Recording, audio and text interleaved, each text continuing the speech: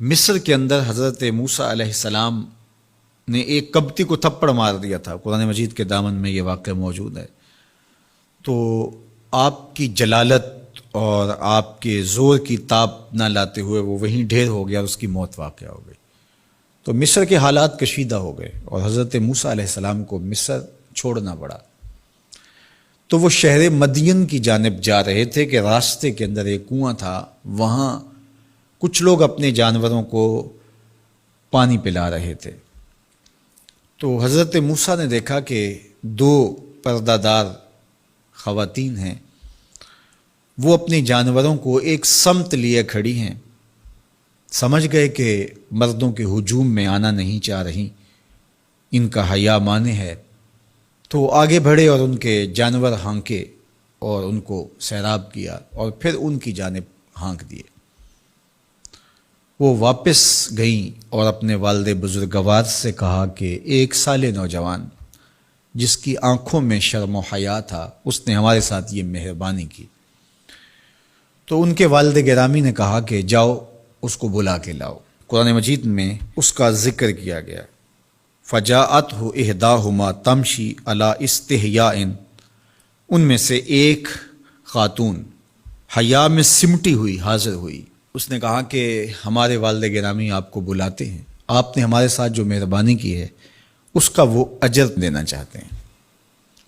تو حضرت موسیٰ علیہ السلام ان کے ساتھ چلے گئے، اور جب گئے تو یہ گھر تھا حضرت شعیب علیہ السلام کا، اور یہ صاحبزادیاں حضرت شعیب علیہ السلام کی تھیں۔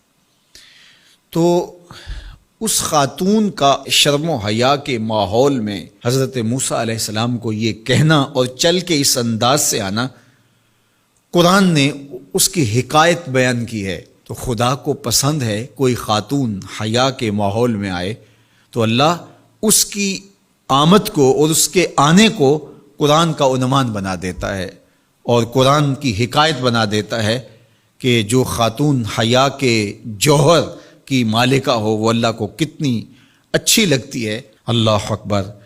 حضرت نبی اکرم صلی اللہ علیہ وآلہ وسلم کا فرمان حیا کے حوالے سے، الحیاء من الایمان، حیا ایمان سے ہے۔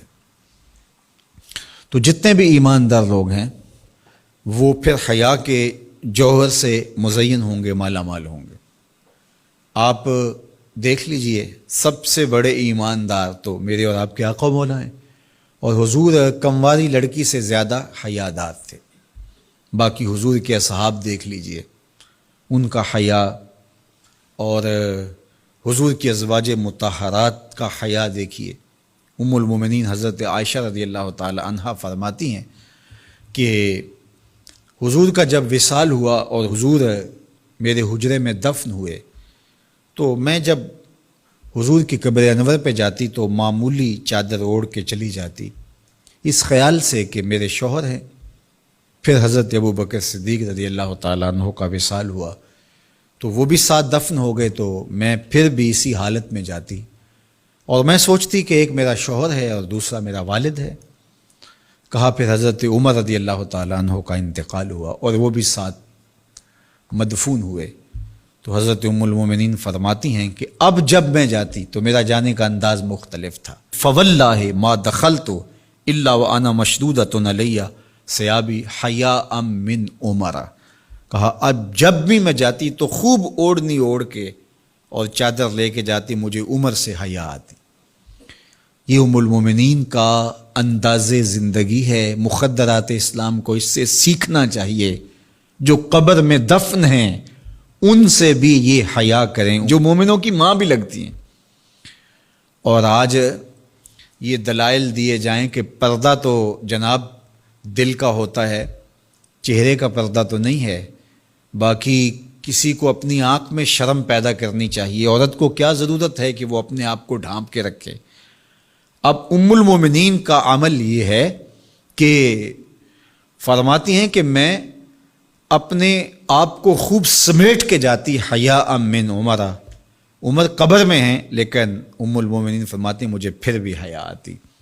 اور حضرت سیدہ طیبہ طاہرہ حضرت فاطمہ الزہرا رضی اللہ تعالی عنہا نے کہا کہ عورت کے لیے بہترین پردہ یہ ہے کہ اس کو کوئی غیر مرد نہ دیکھے اور وہ غیر مرد کو نہ دیکھے۔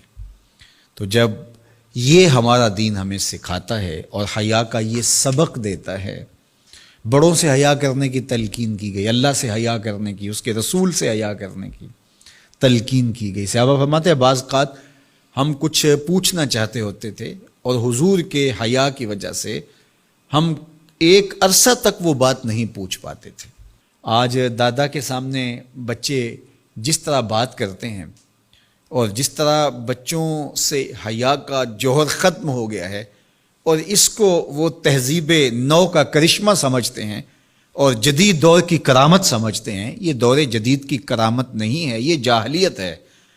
بڑوں کا احترام اور بڑوں کی عزت یہ زندگی کا جمال ہے۔